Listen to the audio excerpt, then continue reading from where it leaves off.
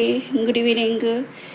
ఈ చల్లని వాతావరణంలో అట్లా వర్షం పడుతూ ఉంటే కనుక వేడిగా తినాలనుకుంటే ఒకటే ఒక రెసిపీ అండి, అలసంద వడలు.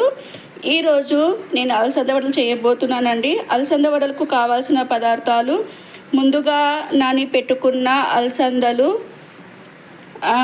అండ్ వచ్చేసి వాటికి కావాల్సినవి 2 పచ్చిమిరపకాయలు అండ్ వెల్లుల్లి, 1 ఇంచు అల్లం అండ్ చెక్క, లవంగ, కొత్తిమీర గార్నిష్ కోసం, ఉప్పు తగినంత ఉప్పు.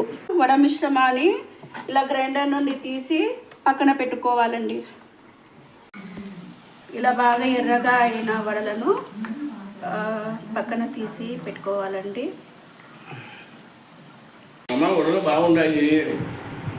మీరు కూడా వచ్చేసి చేసుకోండి. సబ్స్క్రైబ్ చేయండి, లైక్ చేయండి, షేర్ చేయండి. మీరు కూడా ఈ విధంగా ఉండి తింటే బాగుంటాయమ్మా. టేస్ట్ వేరేగా ఉంది కాబట్టి మీరు కూడా చేయండి. ఓకేనా? బాయ్ మా. థ్యాంక్